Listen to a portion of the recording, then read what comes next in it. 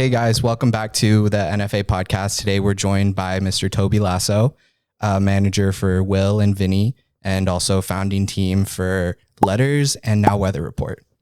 Yep. And I'm joined with Rug dealer here. This guy over here. What up, what up? Nice to be here. Thank you so much for having me. Thank you for coming. Thank you for coming. So let's get started here. How'd you first get started in the NFT space? NFT space. I got into crypto back in 2017, when a lot of people did. Just sort of was getting into a little bit of like the DeFi protocols and mainly Ethereum and Bitcoin.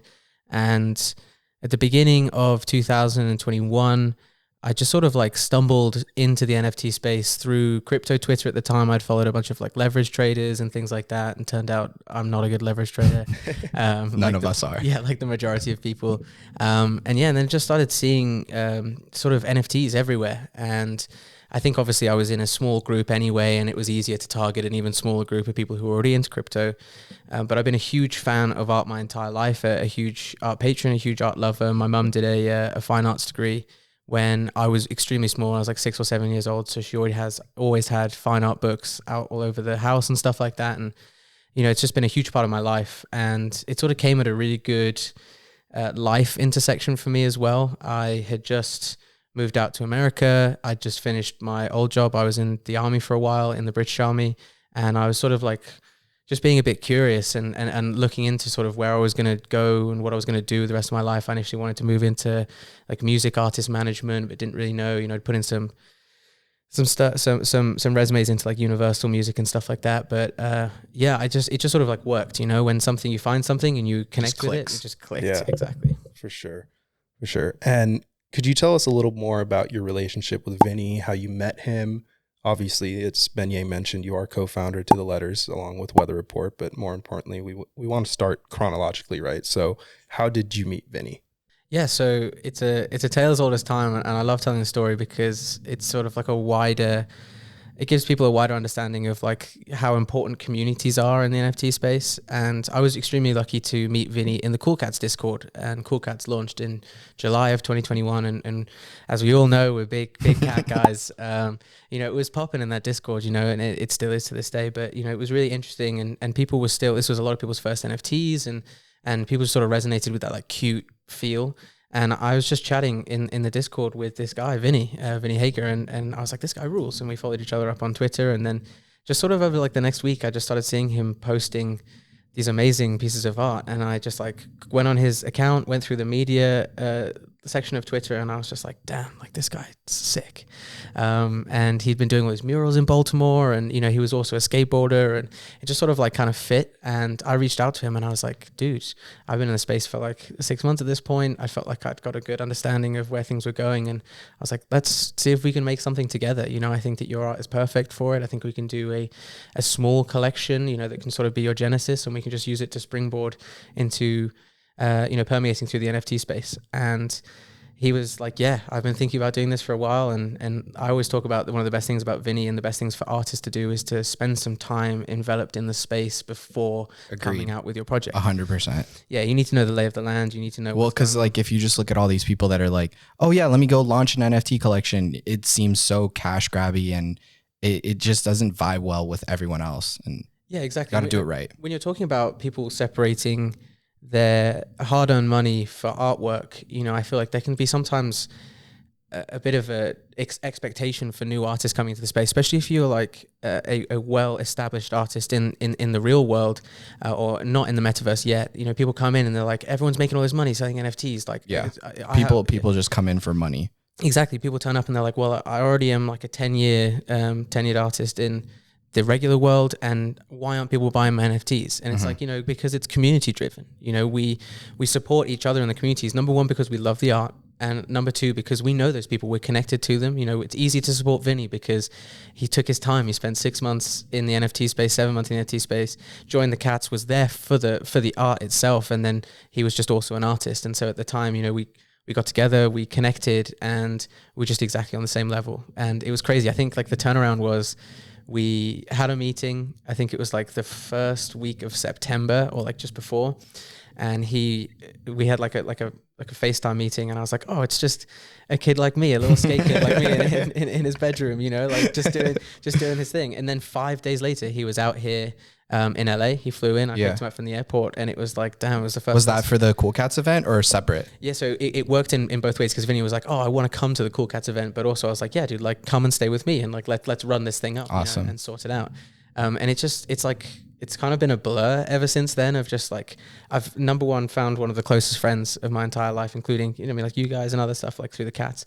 Yeah. Shout out Cool Cats event. You know that honestly, I met a lot of cool people at that event. It was just super dope.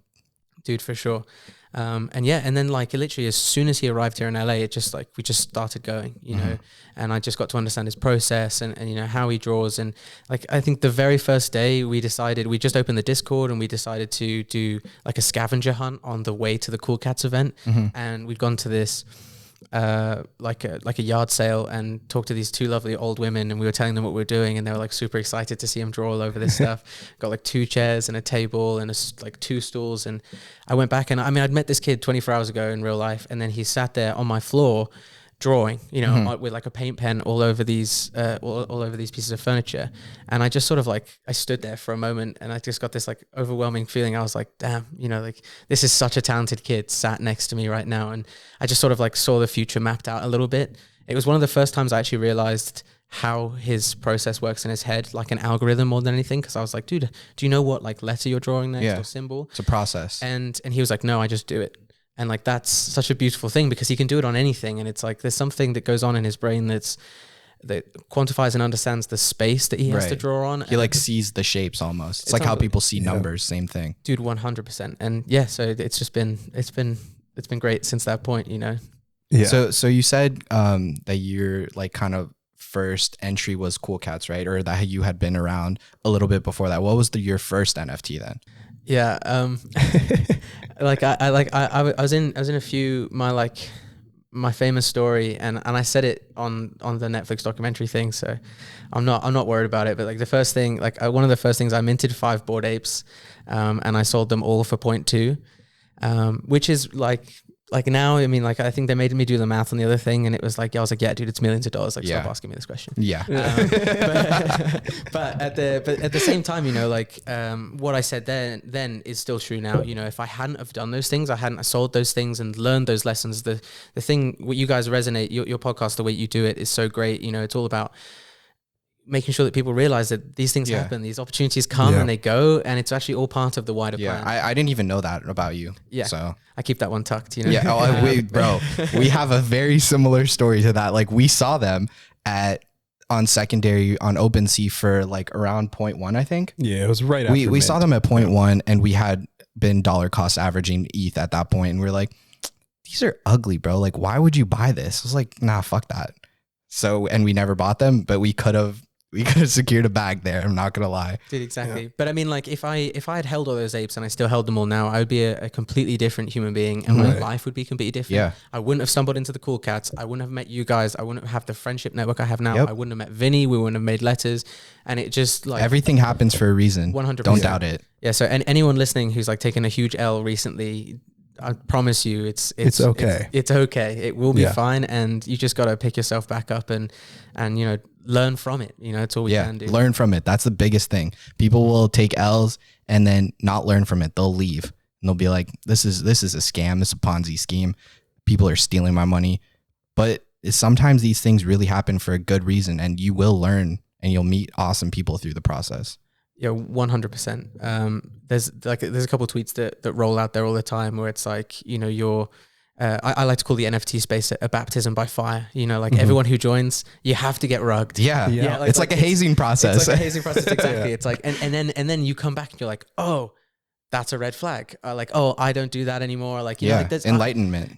I mean, I know that it's all on chain and everyone can see it in our wallets and stuff like that, but please don't look at some of the L's that I've taken. It's like, but it's all part, like you said, of the process and just learning and growing, and you actually come back from it 100% stronger. Of course. And I think another thing I like reminding people that are new in this space is that there's nothing wrong with paper handing.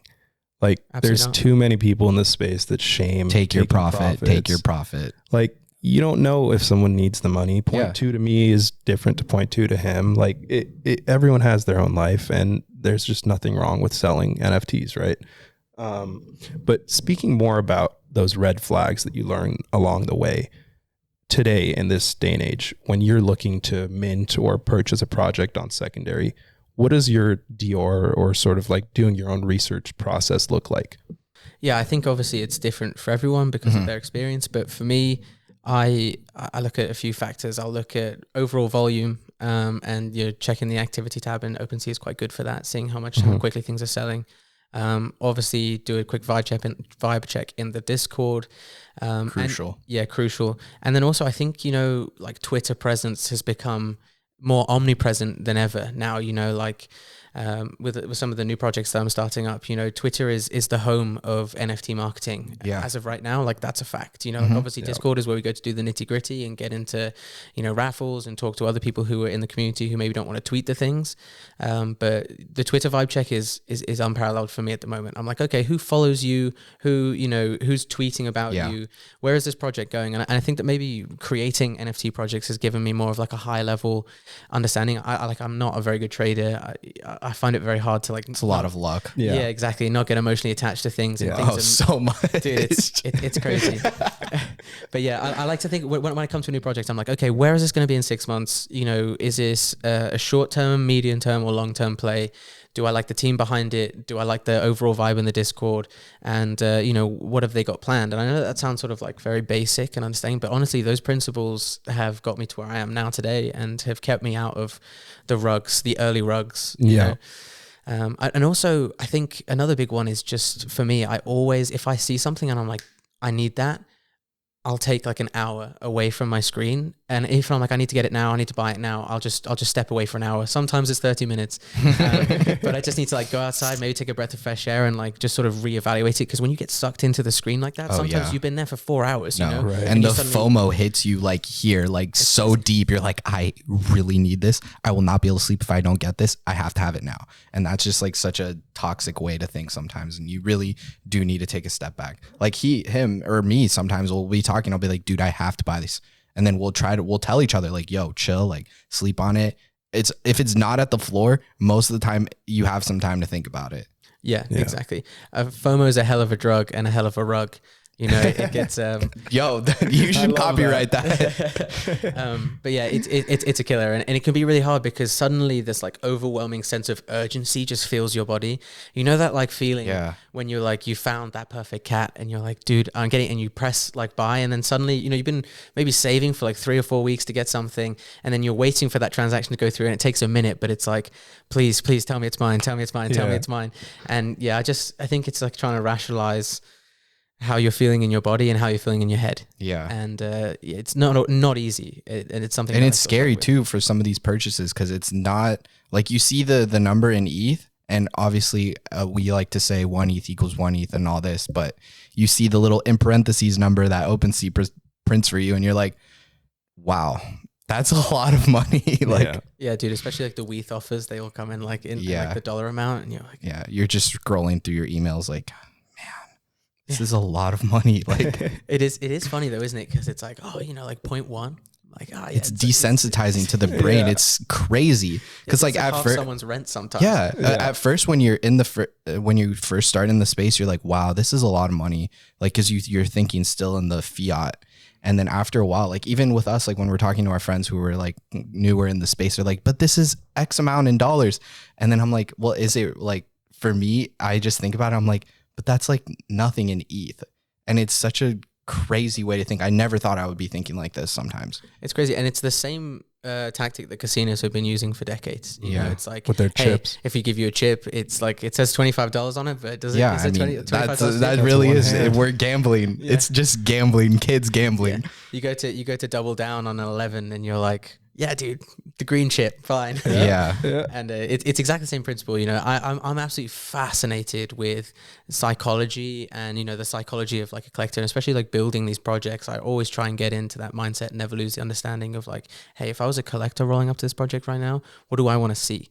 And at the end of the day, if you can give people good art, you can switch the balance. You know, when someone gives over their hard-earned cash to you and you give back a piece of art, you know, what does that trade-off look like? So with Vinnie, it's so different. It's so different. You know, with Vinnie, you can come into the Discord, you know, there's only 1,000 pieces. You come into the Discord, there's a absolutely amazing rampant community behind letters, and they love the letters because they can go into the Discord and they can Vinnie and they can talk to him at any point.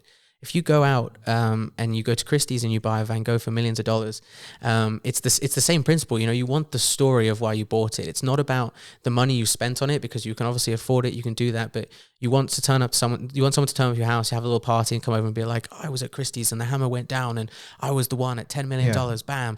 And it's like that's all we're doing. The emotional connection. That emotional connection. All we're doing is doing that digitally, and the way we do that is we interact with the artists via in real live events and through the Discord and stuff like that. And so when people go, you know, like to buy a letter right now, it's like $8,000, right? But to other people, they would gladly hand over that money for what that emotional connection to that piece means. I've seen people open up their phones and like, it's my background, or I sort of like, and it's like taking the monetary price away or the value of the money and giving it a higher value emotionally will just... It's like a membership kind of. Yeah, because you become part of a larger group of people that you can be with. Obviously, a lot of these communities have like, you don't have to be a holder to be part of the group, and that's awesome.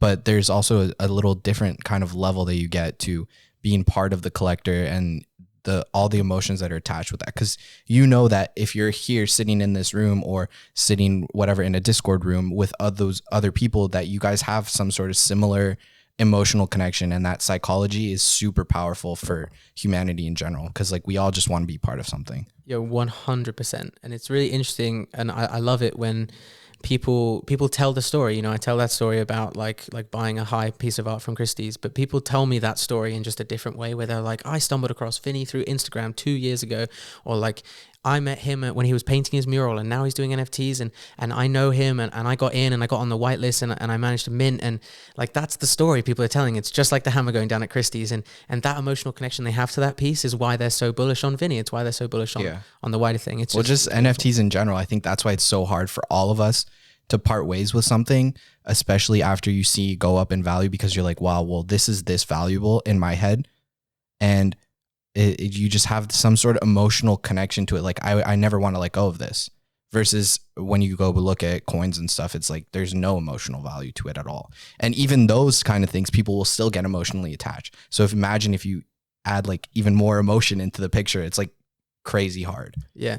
I often, and I don't know when, I mean, I think that you can do like see it on Dune Analytics and stuff like that, but I often, like in my mind, in the back of my mind, if I've been following a project where it's like Cool Cats and I'm like deeply involved with looking at the floors and stuff like that, I often think of it in my mind as a chart, you know, like a up and down. I'm like, okay, that's a local top and we're building back together, and then there's going to be another blast off, because it's exactly the same thing. You're just adding the emotional connection of having some digital cycles. Everything has cycles. Yeah, for sure. For sure. So another thing I want to talk about is there's a lot of people in the space, new or veteran, whether they're a builder, creator, artist, or whatnot, that are sort of in that gray area of thinking about leaving their IRL jobs, right? We saw that you recently left yours, which congratulations by the way. Thank you very much. Very happy for you. So we know that's something scary for a lot of people, right?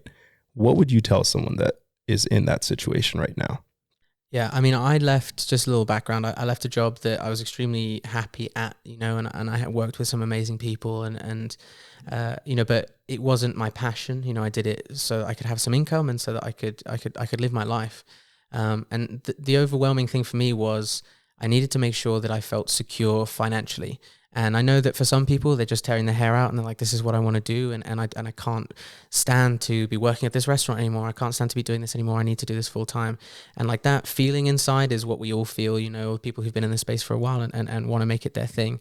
I would just say, you know, I like, and in the anxiety, I felt that anxiety, you know, the last few weeks, I was like, as I put in my 2 weeks notice just after Christmas, and I was like, okay, you know, this is happening now. And it's like this like really anxious but beautiful thing where you're like, okay, I'm doing it because it's a labor of love and it's something that I want to be successful in and do. And sometimes you just have to take that leap, you know, but make sure it's not too much of a leap. You're not jumping over the Grand Canyon, you know, you're jumping over like something you need to run up for like 5 feet for, you know, that you could probably like jump and grab onto. And I say that in like a wider analogy to just like financially being set up. just make sure that you're liquid. You know, like Yeah. you have some liquid ETH so that you're like, okay, well, this is at least half a year's rent or something like that. Everyone's scenario is going to be different. The situation is going to be different. Your risk tolerance. Your risk tolerance, yeah, exactly. And the way you live and, you know, whether you're signed onto an apartment for how long and how much you're going to have to keep paying. But I will round it out by saying it's one of the best feelings I've ever felt in my entire life. You know, I've left my regular job, which I was comfortable in, but to pursue something that is my life's passion. And that's something that you can't really put a monetary price on, in my opinion. Yeah, I think it's so cool taking that leap of faith, especially in something you're so passionate about, right? And it's like, we're still early here. We're obviously more people are getting into the space, but this is the time where, you know, we have to take that leap of faith if you're thinking about it, right? Because if we're looking at where the space is going to be at in 5, 10, 15 years, this is the time for us to build. Right. 100%. Yeah. I often talk about Web3 being all of us lined up on exactly the same touch line with a wide open field that goes for miles and miles and miles in front of you. You can't even see the end of it. We're all equally starting from the same place. But everything we want to build and do may overlap if we're all running in one direction or crossing over, but inevitably there's going to be some open field for you to build in. And if it's the difference between leaving your job now and leaving your job in 2 years' time, if it's exactly the same thing and you're just going to be going through this vicious cycle for 2 years, now's the time to jump and build. And like alongside that, I would say make as many friends as you can. You know, we are as strong as each other in this space through our friendships and our network. The way that your career will grow and the way that you can be involved in new projects and build things is through your friends. You know, you guys, been friends for a while, and you build this amazing podcast to help people and bring more eyes onto the space in a nice, safe, neutral environment. That's something you guys are building, and you're doing it together, and it's beautiful. You know, going to these meetups in real life and getting to know people in a safe area, you know, in a space where probably there's a lot of people is a really good way to like get into it. But man, I am nothing if not the friendships I have in this space, for sure. I mean, I think that's the glue that holds us all together anyways. Because when you think about these communities and all that, the emotions that we were just talking about, everything's built off of friendship and belonging with all these friends and people that you met, people that you already knew, people that you put on, all of it. It's just a group of people vibing. Like, exactly. That's really it. And it's funny because people like to like shit on that. You know, Yeah. They're like, what are you guys doing over here? Just like saying GM and like friend and whack me and stuff. And it's like it seems like a weird cult, you know. It seems like we all drank the Kool-Aid. And you know what? Like, dude, give me some more of that Kool-Aid, you know? And it's funny, you know, someone close to me recently was like, dude, the way you're talking, it sounds like you're in a cult. Yeah. And I People can totally tell me that too. Yeah, I can totally see that from the outside, but really what people are afraid of is just the pure raw emotion and happiness. You know, people telling each other, grown men telling each other they love each other, you know. Yeah. And it's something that I think is really beautiful that the NFT space has brought to people is, you know, there's a ton of people who I used to say I love you to, who are like, yeah, cool, thanks, bro. And now and I'm like, yeah, cool, no dramas, you know. But then like 6 months later, they're like, dude, I love you too, you know. And it's just sort of like redefining what the term love means, you know, and what it means to like have really close friends and people that you care about and people who are there for you. And I think that a lot of us have had like not so much trouble past, but like storied past in ways that like a lot of us like didn't get on very well with the other kids at high school. A lot of us, you know, like had our corner of friends or like bullied or done whatever, you know. And now we found a safe space for us to like get together and create and also make money. And it's just something that I think actually scares other people, where they're like, why are all these people over there having so much fun, making so much money? It must be a scam. Yeah. And that denial in these people's heads, it will be their downfall, because in 3 years' time they'll be like, oh, I should have jumped into that, you know, and just at least said GM, at least said what up. Bare minimum, Where's the Kool-Aid? Where's the Kool-Aid? I need it. And I mean, speaking of all the relationships and how important they are, we know you've built one specific relationship that's very special. Mm-hmm. You have found your wife in this space. Could you tell us a little more about that story? Yeah, I'd love to. I think we think that we were the first people who met in the metaverse or in NFTs to get married. But then I said that on for Oaks Rug Radio yesterday, and someone was like, no, there's other people. But, you know, for the purpose of this, like, we're definitely one of the first people. You're the first people that we know. There you go. For all that matters. That's enough. Yeah. But yeah, it was great. and I'd been talking to my wife, Winnie.eth, if anyone wants to say what up. We'll put her socials up. Put her socials up, yeah. Boom, boom. Yes, so she's English. She lived in Paris, and we just sort of connected just from being English, and like liking each other's stuff and being friends. She likes to say that her initially hitting on me was her putting my two creatures in her gallery in Prague. She runs the gallery in Prague that she curates to all NFTs. It's really cool. It's called Crypto Portal. And I remember her saying, yeah, your creatures are in Prague. And she sent me this picture of it in the corner, and it's this really cool underground gallery. And I was like, it's crazy. It said collector, Toby Lasso at the bottom. And then we just sort of been friends. We've been friends for 8 months. And then we finally met each other, because obviously being on different continents, we met each other the first week of Art Basel, and it was crazy, people were like, oh, it's like a movie, and you just think that the stuff that happens in movies isn't real, it's just made for Hollywood, but it did feel like a movie in a lot of ways. I just sort of got hit, with a freight train of love, basically just hit in the face. And I mean, you guys were there, you saw it happening, and it was everyone around us at the time were like, damn, you guys really do care about each other. She was then supposed to go to a speaking engagement at a conference in Puerto Rico, and I said, come back to LA with me and let's get married instead, and she did. And then we got married in Vegas a week later, and it's been a month as of yesterday, I think. And you know what, it's beautiful, it's amazing, and it's just been really special. I think that a lot of people, not a lot of people, but I've seen a few of my friends who've had problems with their long-term girlfriends. They've moved into the space and they're constantly on the phone, they're on Twitter, they're building. And what are you doing on Discord at midnight? Who are you talking to? What do you mean there's a new token that's dropped and it's 2 a.m. Come back to bed. Yeah. But yeah, so it's been really safe. It's been really nice and safe to work together in those environments, because she's the co-founder of Schiller, which is this amazing NFT marketplace. Not NFT marketplace, sorry, NFT marketing company. It's a full suite marketing company.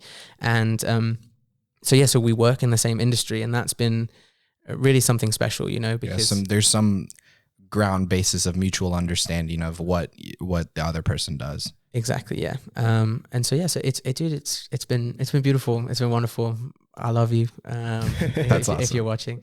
But anyone and again, someone on a space has asked me yesterday. They're like, how do I get an NFT boyfriend? How do I figure it out? Again, just link up with people, you find cool meetups. And if there are no meetups, make a meetup. I can say that firsthand. If there are no meetups, make a meetup and you'll have fun. Exactly. This is coming from the legendary Beignet. Well, we wouldn't know you if we didn't have a meetup. I wouldn't know Will. There's a lot of things that would have never fallen into place if we never did that first Cool Cats thing. Exactly. And it's so awesome to think about. I think a lot more than just you and I feel that way as well. So yeah. And again, obviously be safe about it. You meet people online. But mainly conferences, meetups are a really good way to do that. For sure. And more about sort of the current state of the market with sort of more marketplaces coming in, besides Coinbase. I mean, more recently, we know LooksRare did an airdrop. What are your thoughts about that? Because I know this is something that's sort of not really dividing the community at this point, but I do know there's a lot of people that don't really like LooksRare or what they're trying to do. And there are a lot of people that are for it, and they think that competition is the driving factor in this market to keep others such as OpenSea on the top of their game. So what are your thoughts about that, about sort of more marketplaces coming in?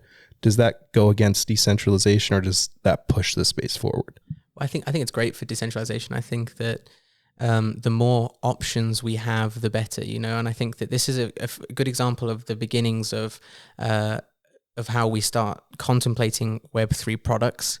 In Web2, it was you built something and it either worked or it didn't, and you waited for someone with more capital or, a bigger brand to come along and outdo it.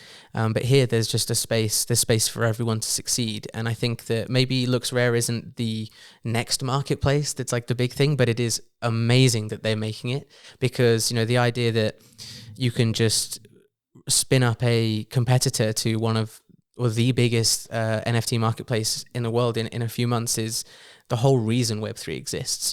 That natural competition and progression. And at the end of the day, the best product will win out. And that's what's genuinely beautiful, because that best product could be made by two dudes in their basement in Montana. And that's what we want, though. Yeah, we want people to kind of like fight for the top spot so that we actually do end up having whatever the best product is. Exactly. And you look at like in Web 2, people come, you'd have to go and ask for millions of dollars in, startup and seed up funding and capital. And then you'd have to have, be beholden to investors and all this other stuff. Whereas you can get a few Solidity devs in a room, an overall project manager, and hopefully come up with the next biggest marketplace in the world. And that's the true beauty of being able to build a company from nothing. Right. And it's cutting out that like middlemen where like you think about how many amazing Web 2 companies were pitched to huge like VC interests or hedge funds, and they just went, accelerators, scrap it. I don't like it. And we probably missed out on a ton. But here we're in an environment where, all that anyone's beholden to is their own time and effort. And I just think that that's something that's genuinely beautiful. I did paper hand the looks drop. So I am sad about that as of today. It's like it's double that. But I made like 2 ETH. So whatever. It's okay. Free money. But see, that's okay. Yeah. Exactly. Don't like, if you wanted to, that was your choice. You did it. So be it. 2 ETH is still a lot of money. Like people, someone just airdropped me $8,000. I know, for free, Like, for nothing. All you did was you spent money, and they're like, "Oh, you spent money. Here's some more money." I know it's bizarre, and I don't Yeah. know. I'm a bit crazy because what has happened to all of us in the last 3 weeks. Started with well, all these drops are just crazy. These drops, and it's bizarre. Like I saw some tweet the other day that was really funny. It's from Daniel Got Hits. He's like an OG ape, and he was like, people are always talking about like, am I going to get rugged by attaching my wallet to this website? Obviously, that's a whole different story. But he was like, the Taliban could create an airdrop, and I would link my wallet to it and claim all the tokens. And it's so funny. It's just like that avarice and greed that comes from just like of humans who are just like, what, you want to give me like a couple of dollars? It's great. And it's funny. It's like I just messed around, played with some NFTs with my friends last year. I connect my wallet now, and because of those transactions, the gas fees that I've paid, people are giving me like $7,000. That is like sometimes half a year's rent to people, you know, and that's crazy, and that's just the power of the innovation in this space. That money in Web 2 would have just been siphoned into someone's back pocket, or like for sure gone into that like weird, like gray area middle ground of people who are just stealing, in vast arrays. So yeah, I'm bullish on it. I think competition is good for the space. Yeah, for sure. What's something that you would want to tell, like if you could talk back to your old self when you first started, or people who are just starting new today, like what are like a handful of things that you would tell them when they're like, hey, I want to learn more about NFTs? Yeah, great question. I think it's just keep a level head and do as much research as you can. It can be, I've had friends who've reached out and I'm like, for like, what do you think's the next big thing? Can you get me in and invest in this sort of stuff? And I'll always give them a high level overview, but at the end of the day, if you want to be a part of this space and you want to make money here, you need to put in the time and effort. And even if you're working a full-time job and you've got no time, even if that's an hour a day or 10 minutes or 15 minutes a day in your break, just searching and learning, because there are so many different protocols, so many different chains, so many different artists, so many different NFTs dropping every single day, that if you're not enveloped in the space, you're going to have an extremely hard time understanding where the rugs are, where the red flags are, and that sort of stuff. And again, you don't need to be full-time in it to do it. You just have to have that passion and understanding. You need to remove that that feeling that everyone here is making money, and so I just turn up and I make money too. Yeah. And it can seem like that because everyone only posts their wins. And yeah, I'm pretty sure if you got all the OpenSea users together and we did a huge poll, I'm pretty sure everyone's up, Yeah. But that's because we've done the time. But then you look and there's also plenty of times where they're down. It's just the fact that all their wins cover for their losses, but there's a lot of losses. There's we have a lot, and it's pretty much hidden in everyone's OpenSea. I'll tell you that. 100%. Yeah, I'm not stoked for the like the day that OpenSea's like, oh, you guys can go look at people's hidden stuff. Like you'll learn a lot about that person. I'll tell you that. No one wants to see my hidden one. Yeah, no one wants to see mine. I don't even look at mine either. Yeah, but it's coming back to what we said before. This space is a baptism by fire. Fact. Yeah. At the moment, because we don't have an easy on and off ramp and all that meta stuff. Obviously, Coinbase coming, that's great. But at the moment, it is still very much the Wild West. It's a baptism by fire. If you get burned, I would recommend that you take a step back, you take a deep breath, and you come back in it with like those not rose tinted glasses, but like better glasses on. Those ones you're wearing right now. Exactly. No, sorry, not rose tinted glasses. You come on with like a new set of glasses. When you've got you go to the eye doctor and they give you those new ones, and you come out and you're like, whoa, I can see everything again. Yeah. That's kind of like what getting rugged in NFTs is. I would say just make sure you're not going outside of your risk tolerance. You're not taking money away from your rent check or doing anything like that. Yeah. There will always be options and ways to make more money, but taking money away from, your family or your savings account or anything too crazy where you just can't, where you're going out on a limb and it's like, if this doesn't work, don't overextend yourself. Don't overextend yourself. Yeah. Because with enough research and enough time, you will have those 20/20 vision glasses on again, and you'll be killing it. No, it's a good point that you say that, actually, because even if you do want to come into the space and you have no idea what to do, just come in, listen to Twitter spaces, put some GMs out on Twitter, like join Discords. You don't have to spend a single dime to learn, actually. Facts. You could just come in and observe. And that's probably the best thing to do. Exactly. We talked just about, look at people, see what they do, kind of try to figure out like, oh, why does he think this is a good project? Oh, okay. There's these bullet points. Okay, that makes sense. Why are people saying don't buy this? Like, go look. Oh, that's bunch of red flags. Oh, I'm starting to understand things. Yeah, it was the same thing we were talking about with Vinnie taking his time in the space as an artist. You need to take your time in the space as a collector too. It can seem like you need to be getting it now on this, doing it this minute, this day, that like overwhelming feeling of like, I need to click the button and I need to confirm it on the blockchain. But I would just say, like, I mean, it's crazy, but like I would just say, come in and don't even spend anything for like a month. I think I agree with that. Now that we're talking about that, I fully agree with just come in and spend time. Just monitor everything, right? Monitor everything, yeah. Some of the most intelligent people I've met in this space have been like, yeah, I haven't bought it. I didn't buy my NFT for like 2 or 3 months because I just wanted to understand it. You don't buy something, you wouldn't buy a car without, doing research, doing the research a little bit, understanding, how the gears work, and that's so true. And it's the same thing. You're talking about spending thousands of dollars on things, and you want to do that unaware of what you really think, and that's where like that emotional side of it comes in. You need to control your emotions a little bit, take your time, and when you go to click that button to buy your first NFT, you'll be like, yeah, I run it, I'm on it. Yeah, for sure. Debbie, do you want to talk about letters or weather report? Anything really? Yeah, dude, so like it's going to be a big year for letters, which is super exciting. Letters by Vinnie Hager, an amazing project of hand-drawn pieces, 1,000 Genesis pieces by Vinnie. I can't really speak too much. I know that, we just got accepted to go to VCon, which is super exciting, and speak about letters there.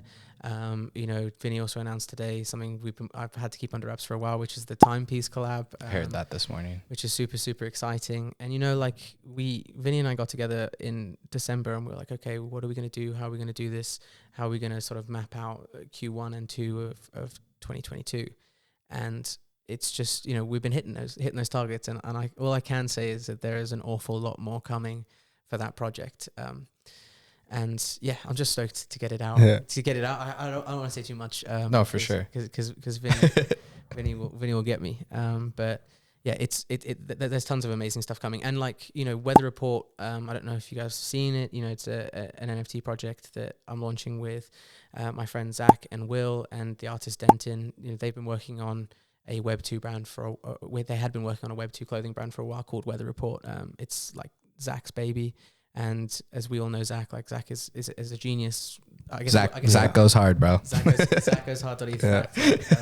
And Will also a genius. I just get to work with these really amazing people, and we've got this team where we all fulfill a certain role and sort of like mix over, and it just seems like a really fluid, nice process to work with each other. We have huge plans for Weather Report and beyond NFTs. We've been super lucky to have a bunch of creatives, music people will come on and sign already. Like Nav tweeted about us, which was really cool. And, probably nothing. Yeah, probably nothing.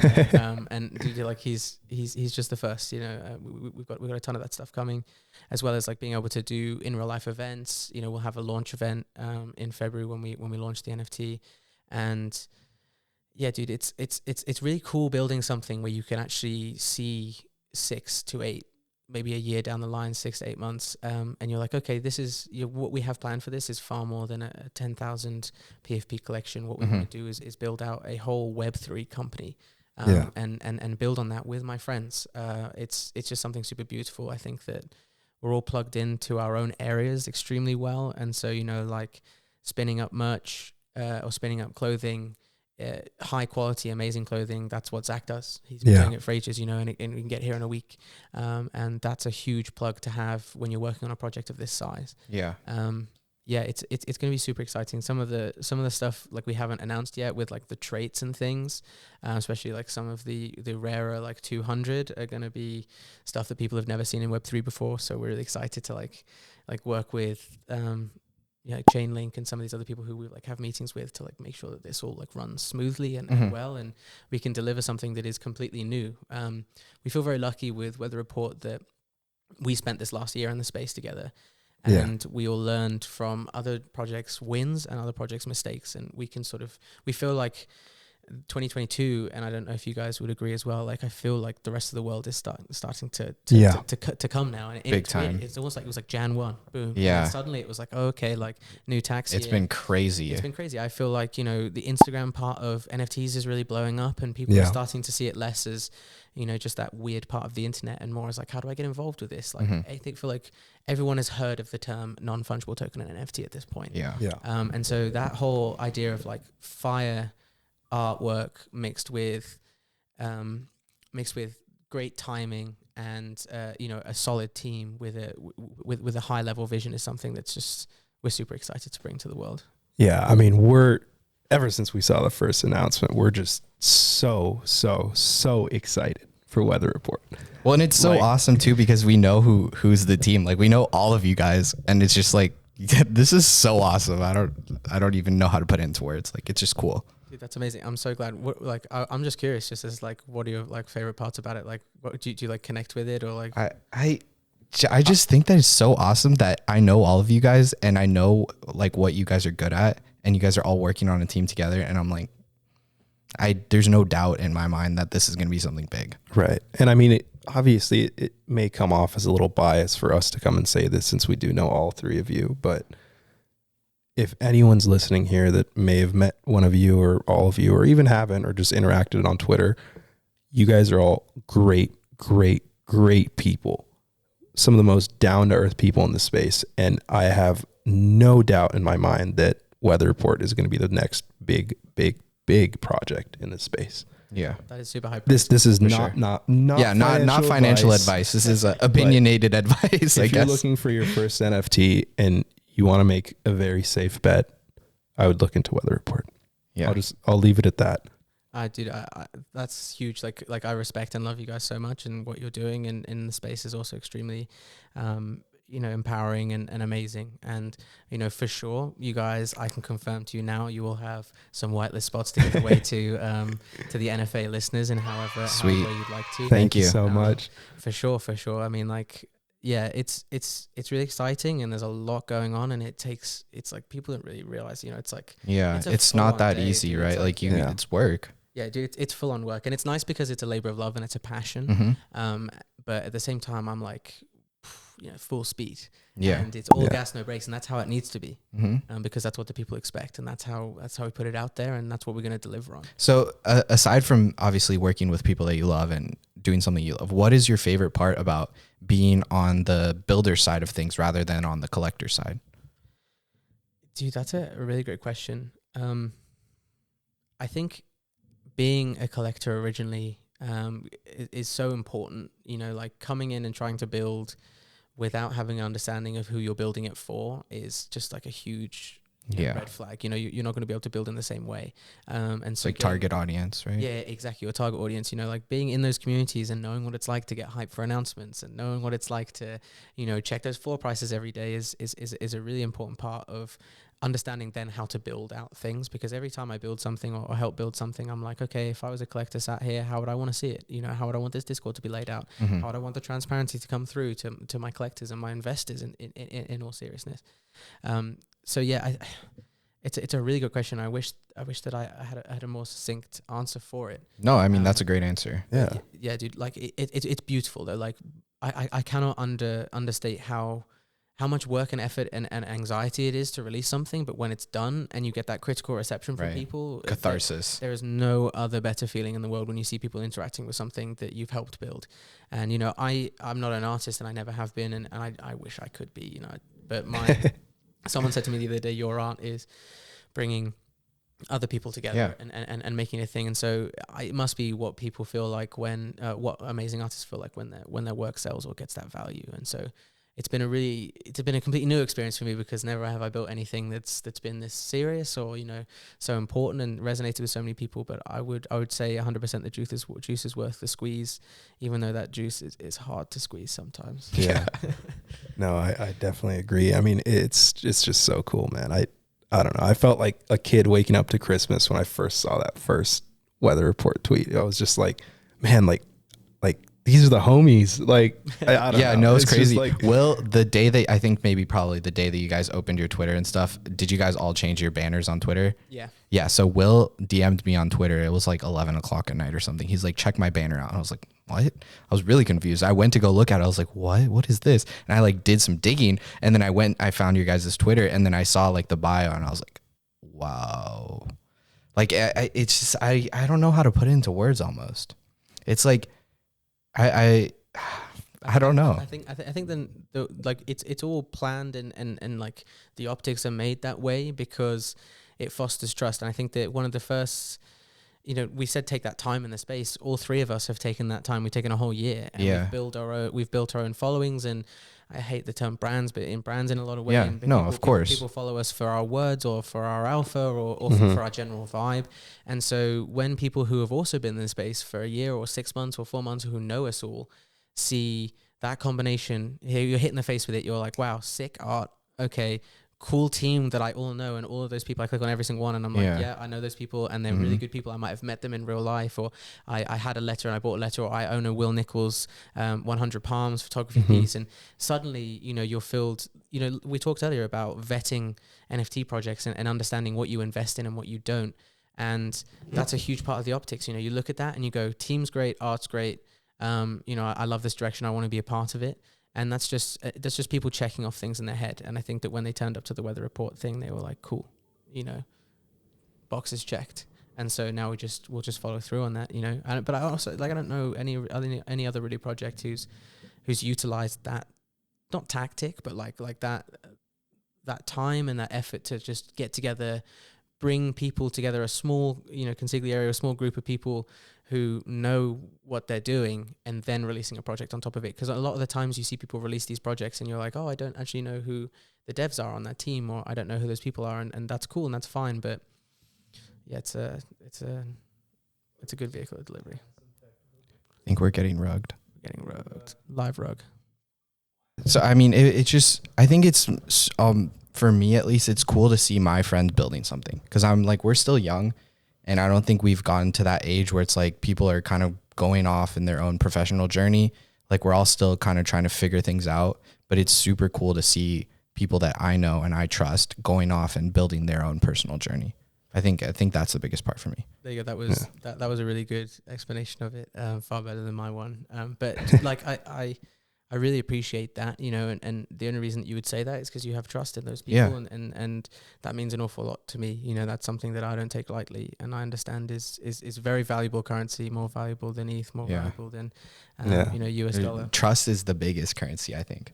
It is, yeah. I mean, we led that way from letters. I was like, anything that happens here, we have to be 100% transparent about. The blockchain's transparent anyway. Why would you lie? Right. Yeah. And so, like, trying to sort of make nefarious actions towards your communities, or you know, lie in order to, you know, make money or do anything like that, like, you will be found out. It might be tomorrow, it might be 3 years time, but someone will burn you for it, because you know, like Zubu showed that, you know, when he outed Nate Chastain for because he just come through the Etherscan and did the timings for it. And if you think people aren't doing that, you know, you don't understand the space. Well, there's extremely smart people here, so 100%. The smartest people I've ever met in my life work in the NFT space.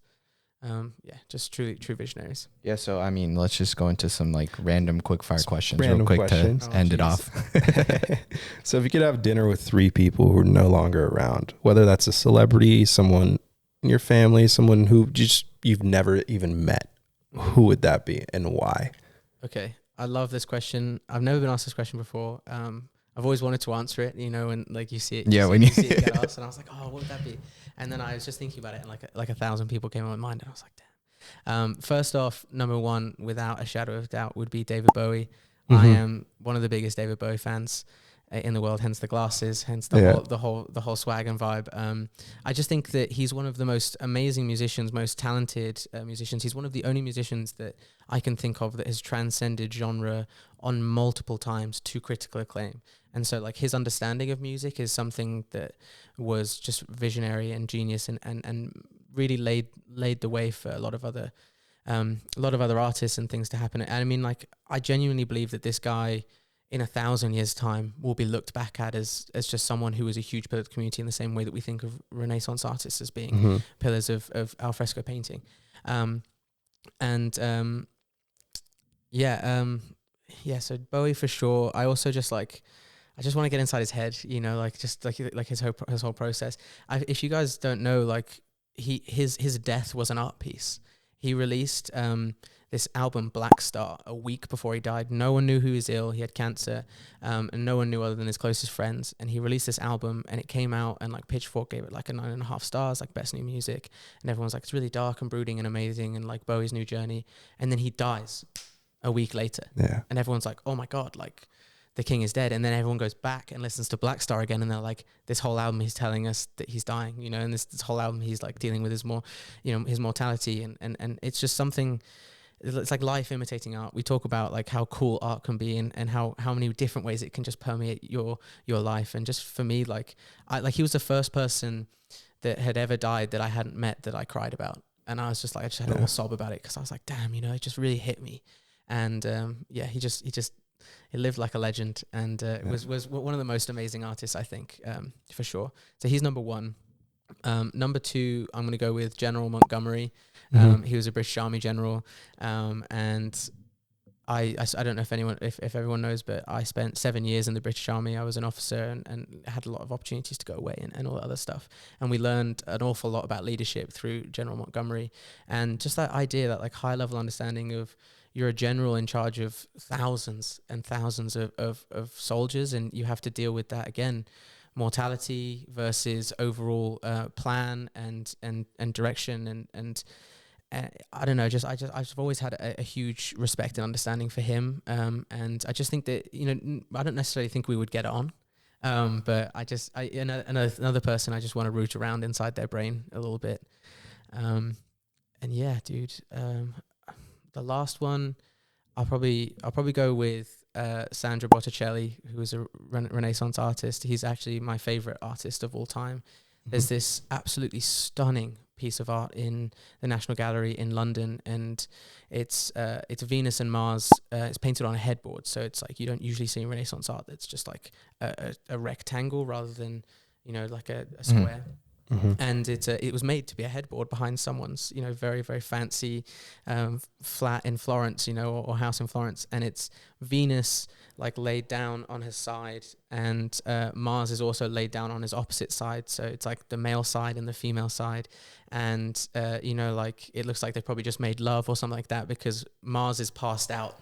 You know, he's at his time, he's passed out, and like his lance is on the floor, and like there's all these cherubs running around, and just like Venus has this like beautiful glow to her, and it's just, I don't know, there's just something about Renaissance painting that is just so beautiful. I mean, like, I'm not a religious person, but the way that they depict religious art is just like every single, you know, brush stroke is just out of pure, you know, adoration and joy, and it really comes through with that painting. And he was a patron he was one of the first patrons of the Medici, which we all know were one of the first people to actually pay people to be artists, to be artists. And yeah, I just think he'd be an interesting guy. I think that, like, from what I've read and what I've seen in documentaries and stuff like that, he was a little bit of a party legend, while also being just one of the most amazing painters of all time. So it'll be an interesting table if they're all there together. For sure. That is definitely Toby Lasso. That is definitely quite the mix of people, but that's awesome. Let's see. What is something that you could say on NFT Twitter that you could also say in the bedroom? I actually responded to, it's like someone said this, and I just responded, keep your socks on. That's a pretty good one. Yeah, keep your socks on. But yeah, dude, that's a really good one. I think that if you're saying anything that could be said in NFT Twitter in the bedroom, then she's probably going to kick you out of that bedroom. Yeah, probably nothing. Looks rare. Yeah, exactly. GM. If you're yelling "wag me," She's gonna be like, dude, get out. got for rugged. sure, for sure. How would you sell water to a goldfish? Dude, you'd probably have to explain that without it, the goldfish would die. And just sort of bring in that mortality thing. Like, hey, it's kind of sad because genuinely that's what happens in like Middle Eastern countries and a lot of third world countries. It's like, their water supply is genuinely like, it's like kept from them by their governments. It's why I'm so bullish on NFT technology as well. Like that idea of like digital ownership and like when I was in when I was away on tour with the army. I was in a house in a compound, and this guy was outside the compound. He's going crazy, and he was like, someone's in my house. This is my house. Like who's living here? I don't know. And it turned out that, like the rebels had come through and had, the people had fled. They'd had to leave their homes. That they'd been there like 2 or 3 generations. They'd been living in this mud hut, and they've had to like flee and be while all the conflict was going on. And so they've come back now that the ground has been regained, and they're like, dude, someone's living in my house. And the rebels did a good job of also burning up the records office. So like there is absolutely no record. Like their dad built it, their like great grandfather built that house, and now someone else lives in it, and no one can say otherwise or figure out how. Especially these countries that have like coups and like a very quick turnover of regimes. If they had an NFT, Right. If they had the deed to their house as an NFT, Proof of ownership, it might be a bit different. Which is why I think that we have the building blocks in the Western world to not need that right now, because we have record offices, we have things protected, everything's on the internet, databases. But for these countries that have very quick turnovers in regimes and are just trying to live their lives and just trying to prove ownership, probably over like a 60 or 70 year period, it's going to be really great for hopefully NFTs to come in that way. What is something? Oh, speaking of Weather Report, like we were on your spaces where you guys were talking about it, and you were saying how one of your favorite traits was the crayon traits. At least from the ones that you guys have shown so far. If you could be a color in the crayon box, what would be your color and why? A great question. An important question. I'd say probably like cyan. Like it's kind of I love cyan. We love cyan. It's kind of like bluish, but it's kind of a bit green, and it's just like it's kind of like looking into a very pretty girl's eyes. It feels like a very vibrant, like positive color. You can do a lot with that. That's true. Well, I mean, color of the ocean too. No, blue is definitely a powerful color, and that's why you see blue in all these social media platforms, because blue is. Yeah, I'm looking at you, Coinbase. I could be wrong, but there was some study about a certain like range of blue colors and how it's like neutral but also appealing. That's why like Facebook, Twitter, all those platforms use blue. But I could be wrong. No, that makes total sense to me.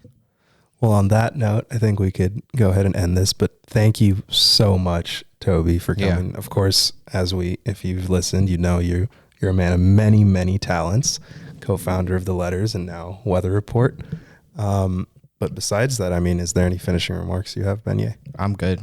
Toby? Yeah, just thank you to you both for having me on. I try and tweet about you guys as much as possible, and we appreciate that. Appreciate that. But honestly, like what you're doing here is so important. When you first told me all those months ago about building this, I was like, that is what we need. And so I'm just thankful that, again, like I'm like, these are my homies doing it, and I'm like, I just know it's going to be done well and delivered well because it's you guys. And it'll. I'm bullish on this podcast being the biggest thing in the NFT space. Thank you. And it's just one of those things where you just need to like continue to like grind out content, and then suddenly it'll just like snap, and like it's gonna be a wild ride. And I'm just thankful that we got you guys at the helm. Thank you. Thank you. See you guys. Peace out. We're all gonna make it.